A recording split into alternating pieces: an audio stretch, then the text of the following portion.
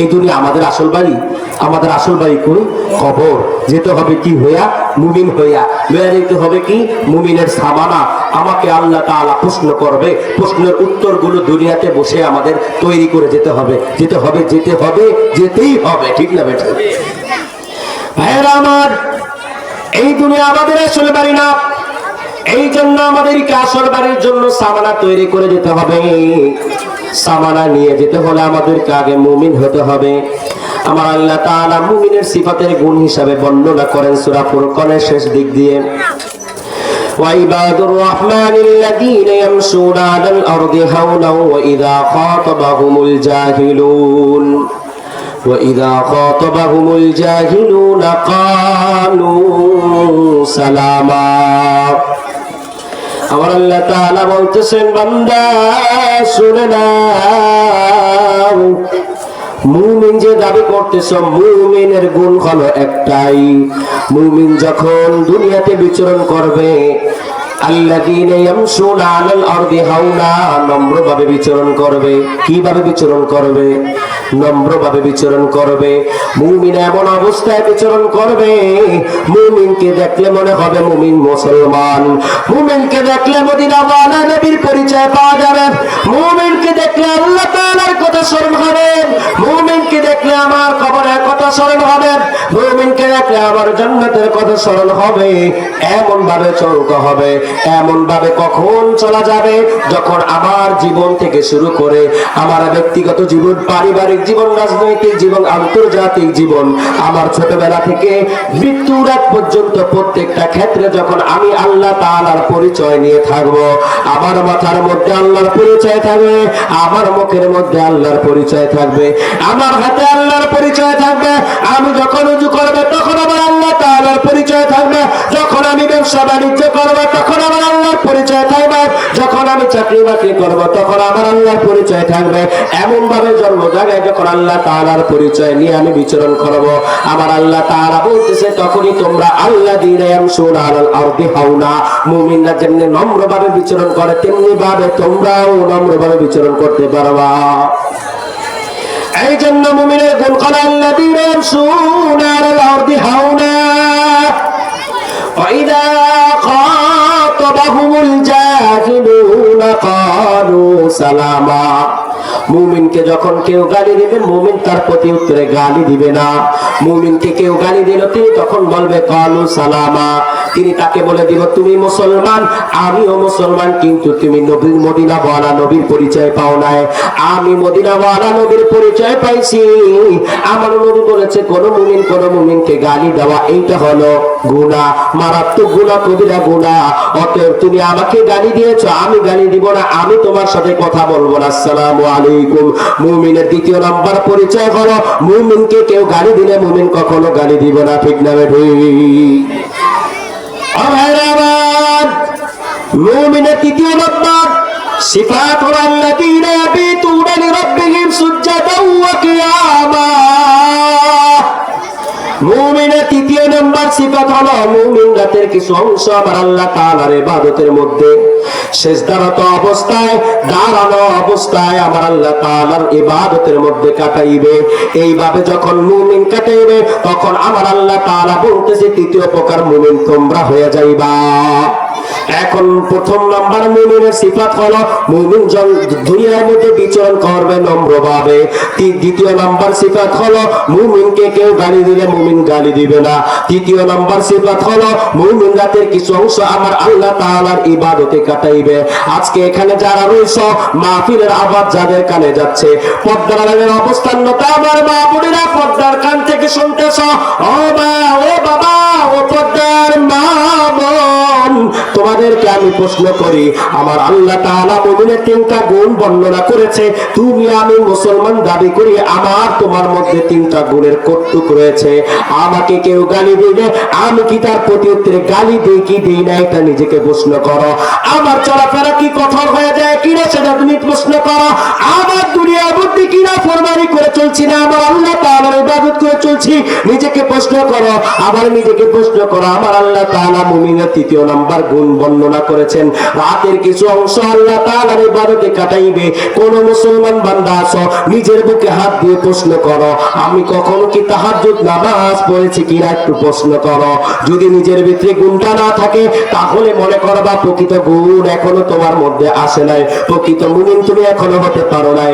যেদিন থেকে দেখবা দুনিয়াতে নম্রভাবে বিচরণ করতেছ, যেদিন থেকে দেখবা মুখের মধ্যে গালি আসে না, যেদিন থেকে দেখবা আমি আল্লাহ তাআলার ইবাদতে দেয়, আল্লাহ তাআলার কুদরতি পায়ে সিজদা দিয়ে মালিককে ডাক দেয়, মালিক রে জীবনে অনেক গুনাহ করেছি, জানা বাজারে ইচ্ছা অনিচ্ছা অনেক গুনাহ করেছি, যৌবনের শক্তি পেয়ে অনেক গুনাহ করেছি রে আল্লাহ, নাফরমান হয়ে গেছি রে আল্লাহ।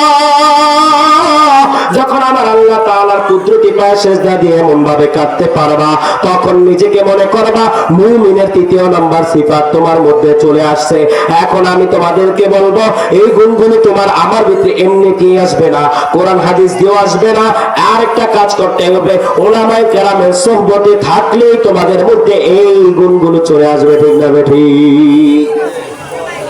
সোহবতে থাকলে ভালো মানুষ হয়ে যায়, আল্লাহ ওয়ালাদের সাথে চললে আল্লাহ ওয়ালা হওয়া যায়, সুদ করে চললে সুদ করে হয়ে যাওয়া স্বাভাবিক, আল্লাহ ওয়ালাদের সাথে চললে আল্লাহর মারিফত পাওয়া যায়।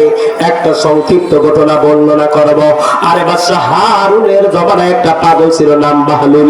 সারাদিন কবরের পাশে থাকতো, না খাইতো, না ঘুমাইতো, না ব্যবসা বাণিজ্য করতো, না বিবাহ শাদী করছে, কোনো কিছু নাই, কবরের পাশে শুয়ে থাকতো, কবরের সাথে মাঝে মধ্যে কথা বলতো, কবরের পাশেই ঘুমাইতো, কবরের পাশেই সর্বদা থাকতো।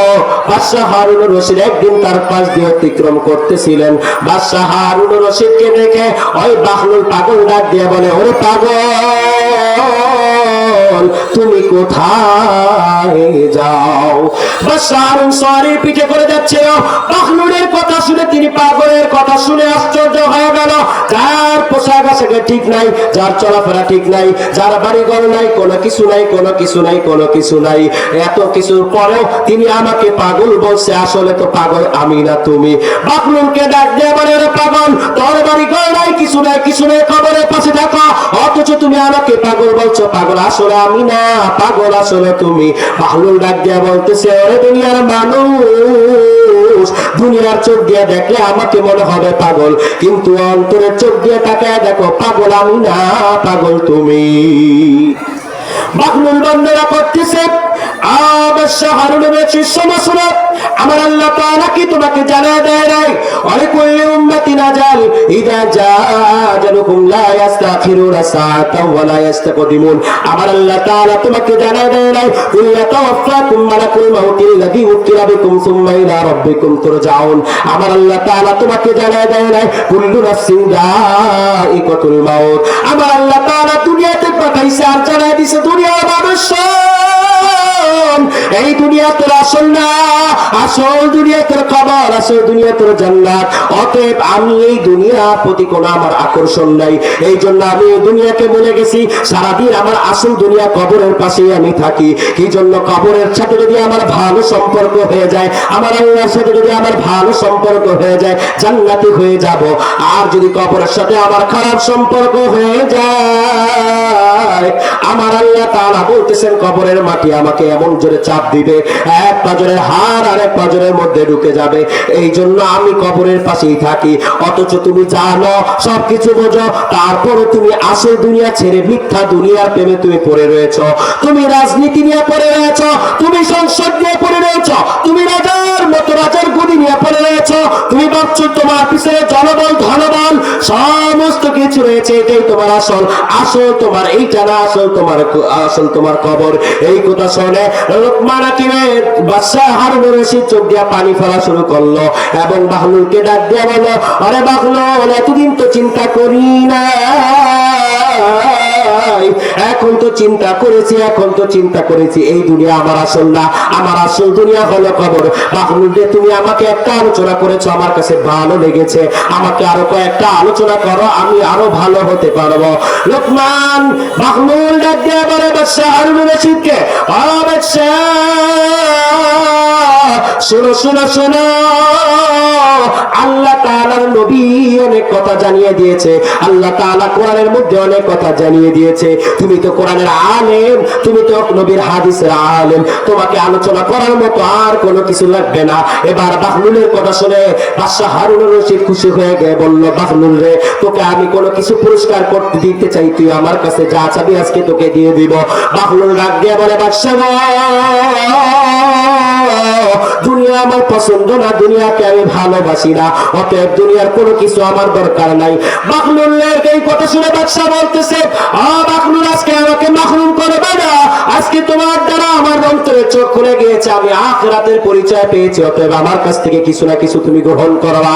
এবার বাদশার কথা শুনে বাহলুল বলতেছে, বাদশা গো, আমি তোমার কাছে তিনটা জিনিস চাইবা, পারলে আমাকে দিবা, পারলে আমাকে দিবা।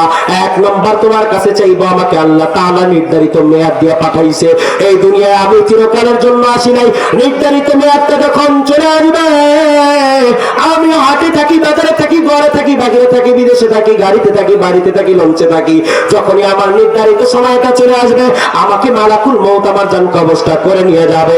আমি যদি মালাকুল মউতকে বলি, বাইরে আমি আমার মার সাথে খারাপ ব্যবহার করেছি, আমি একটু মায়ের কাছে মাপ চাবো, আমাকে একটু সুযোগ দাও, মালাকুল মউত আমাকে সুযোগ দিবে না। আমি একটু আল্লাহর কাছে তওবা করবো, এই সুযোগটা নিয়ে দিবে না। আমাকে যেই সময় আল্লাহ ওয়াদা করবে সেই সময় আমাকে নিয়ে যাবে। এই কথা শুনে বাদশা হারুনুর রশিদকে বাহলুল বলতেছে, যদি এত উপকার করতে চাও, মালাকুলের মউতের থেকে আমাকে বাঁচিয়ে দাও। আরে ভাই, আল্লাহ ওয়ালাদের কথাটা কত আশ্চর্যজনীয়। আমি আপনি এই কথা বলতাম, কোন একটা প্রধানমন্ত্রী যদি এই এলাকার এমপি যদি আপনাকে আইসা বলে তুমি যা চাইবা তাই পাইবা, আমি কখন এই কথা বলতাম? আমি বলতাম আমার গাড়ি লাগবে, বাড়ি লাগবে, ঢাকায় আমার অমুক অমুক মার্কেট লাগবে, আমার ব্যাংক ব্যালেন্স লাগবে, এটা বলতাম কি বলতাম না? কিন্তু আল্লাহর পাগলরা, আল্লাহর আশিকরা বলেছে, আমাকে যদি উপকার করতে চাও, মালাকুল মউত থেকে আমাকে বাঁচিয়ে দাও। সংক্ষিপ্ত সময়, আমি সময় বেশি নিয়ে নিচ্ছি, বাইরে কথার মাঝখানে রেখে গেলে আপনারাও মজা পাবেন না, আমার মনে তৃপ্তি হবে না, 2-4 মিনিটের মধ্যে শেষ করে দিব। মাহফিল কর্তৃপক্ষ থেকে আমি মাপ চেয়ে নিচ্ছি। দ্বিতীয় নম্বর বাহলুল ডাক দিয়া বলে, বাদশা গো, 1 নম্বর তোমার কাছে চাওয়া, মালাকুল মউত থেকে তুমি আমাকে বাঁচায় দাও। এই কথা শুনে বাদশা হারুনুর রশিদ বাহলুলকে জড়িয়ে ধরে বলতেছে, ভাই গো, আমি কেন দুনিয়ার সমস্ত মানুষ যদি একত্র হয়ে যায় মালাকুল মউত থেকে বাঁচাতে পারবো না, আমি তোমার এই উপকারটা করতে পারবো না।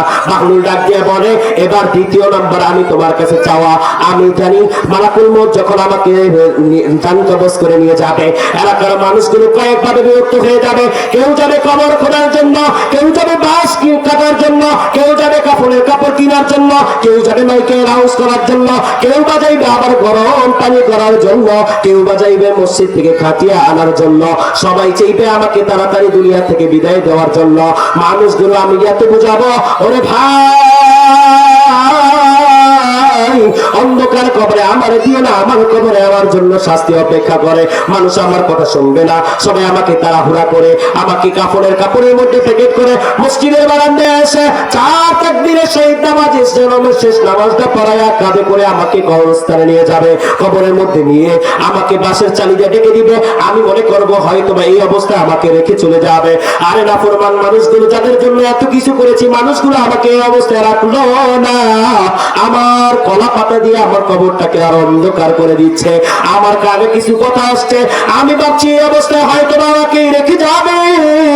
নাফরমান মানুষগুলো এত নিষ্ঠুর, আমাকে এই অবস্থায় রেখে গেল না, আমাকে কবরের মধ্যে মাটি চাপা দেওয়া শুরু করলো, অন্ধকার কবর করে ফেললো। আমার চারপাশে অন্ধকার, ডানে মাটি, বামে মাটি, উপরে মাটি, সামিয়ানা, নিচের মাটির বিছানা, চারিদিকে কেউ নাই, সাথী নাই, বাতি নাই, কোনো কিছু নাই। তখন 2জন ফেরেশতা আসবে, আমাকে প্রশ্ন করবে, মান রব্বুকা ওয়া মান নাবিয়ুকা ওয়া মা দীনুকা। আমার এই প্রশ্নের উত্তর না দিতে পারলে আমার জন্য জাহান্নাম হয়ে যাবে, আর যদি উত্তর দিতে পারি আমার জন্য জান্নাত হয়ে যাবে। বাদশা গো, 1 নম্বর উপকার করতে পারলেন না, আজরাইলের হাত থেকে আমাকে বাঁচাইতে পারলেন না। দ্বিতীয় নম্বর যদি উপকার করতে হয়, আমার কবরে 3টা প্রশ্নের উত্তর আপনি দিয়ে দিন, পারবে? বাহলুলের এই কথা শুনে বাদশা চোখের পানি কেঁদে আর কাঁদে আর বলে, বাহলুল, দুনিয়ার সমস্ত মানুষ মানুষ একত্র হলে তো দ্বিতীয় নাম্বার আশা কেউ পূরণ করতে পারবে না। বাহলুল বলতেছে তৃতীয় নাম্বার সর্বশেষ আমার একটা চাওয়া পাওয়া, কবরের মধ্যে যদি আমি প্রশ্নের উত্তরটা পেরিয়ে যাই তাহলে আমাকে জান্নাতে যেতে হলে আমার হাসর আছে, আমার মিজান আছে, আমার পলসিরাত আছে। আরে হাসরের ময়দানটা এত ভয়াবহ হয়ে যাবে, আদম নবীরা আলাইহিস সালাতু ওয়াস সালাম থেকে নিয়ে ঈসা রুহুল্লাহ পর্যন্ত, দুনিয়ার শুরু থেকে নিয়ে শেষ পর্যন্ত প্রত্যেকটা মানুষ ইয়া নাফসি ইয়া নাফসি ইয়া নাফসি করতে থাকবে। আমল নামা যদি জান্নাতে, ডান হাতে আসে জান্নাতে, যদি বাম হাতে আসে জাহান্নামে, মানুষগুলো আশ্চর্য হয়ে যাবে। যদি জান্নাতে যেতে হয় পুলসিরাতের ব্রিজটা পারাতে হবে। পুলসিরাতের ব্রিজ এত ধার, বিশ্ব নবী নবীরা আলাইহিস সালাতু ওয়াস সালাম বলেন পুলসিরাতের ব্রিজটা এত ধার হবে, এত চিকন হবে, জাহান্নামী ব্যক্তিরা যখন পুলসিরাতের ব্রিজের মধ্যে পা দিবে, পাটা কেটে জাহান্নামে পড়ে যাবে। জাহান্নামের ব্যক্তিরা হাত দিয়ে পুলসিরাতের ব্রিজটা ধরে রাখতে চাইবে, হাতটা কেটে জাহান্নামে পড়ে যাবে। ব্যর্থ হয়ে এবার দাঁত দিয়ে পুলসিরাতের ব্রিজটা কামড়ে ধরতে চাইবে, এত দাঁড় এত দাঁড় এত দাঁতটা কেটেও জাহান্নামে পড়ে যাবে। ও বাদশা গো, এক নম্বর উপকার করতে পারলা না, দ্বিতীয় নম্বর উপকার করতে পারলা না। এতই যদি পাওয়ার থাকে, এতই যদি ক্ষমতা থাকে, এতই যদি আমার উপকার করতে মন চায়, তৃতীয় নম্বর আমার একটা ইচ্ছা, আমার ভয় হয় পুলসিরাতের ব্রিজ মনে হয় আমি পার হতে পারবো না, তুমি তোমার ক্ষমতা দিয়ে আমাকে পুলসিরাতের ব্রিজ পার করে দিও। পারবে? বাহলুলের এই কথা শুনে বাদশা আশ্চর্য হয়ে গেল। ওরে ভাই, দুনিয়ার সমস্ত মানুষ মিলে এটাও তোমার করতে পারবে না।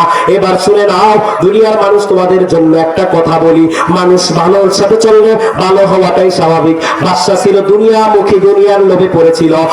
যখন বাহলুলের প্রেমে পড়লো, বাহলুলের সোহবতে আসলো, আসার পরে আল্লাহ ওয়ালা হয়ে গেল, সারা জীবন আল্লাহর ইবাদতে কাটায় দিল। অতএব যখন মুমিনের তিনটা গুণ শুনেছি, এক নম্বর হলো নম্রভাবে চলা, দ্বিতীয় নম্বর হলো মুখে কোনোদিন গালি আনবে না, সবসময় আল্লাহর জিকির থাকবে, সালাম থাকবে। তৃতীয় নম্বর গুণ হলো আল্লাহ তাআলার ইবাদতের মধ্যে মাঝে মধ্যে রাতের কিছু অংশ পার করব। এই সোহবতে থাকলে এই গুণগুলো তোমার আমার জীবনের ভিতরে চলে আসবে। এই সংক্ষিপ্ত আলোচনা থেকে আমরা আজকে তিনটা মেসেজ নিয়ে যাব। এক, নম্রভাবে বিচরণ করব।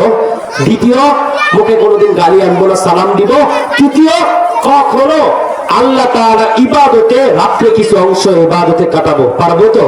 আল্লাহ তাআলা আজকের এই আলোচনা থেকে, উলামায়ে কেরামের সহবত থেকে দোয়া করি, এশারের পর থেকে নিয়ে শুরু করে মধ্যরাত পর্যন্ত যতজন উলামায়ে কেরাম আলোচনা করবেন, সকলের সহবতে থেকে আল্লাহ ওয়ালার প্রিয় বান্দা হয়ে ঘরে যাওয়ার তৌফিক দান করুন। আল্লাহ তাআলা আমাকেও কবুল করুন, আপনাকেও কবুল করুন। মুমিনের তিনটা গুণ নিজের জীবনে বাস্তবায়ন করে উভয় জাহানের কামিয়াবি হাসিল করে আল্লাহ তাআলার কবরে যাওয়ার আগেই মুমিনের সুসংবাদ নিয়ে মরার তৌফিক দান করে সকলে বলে আমিন।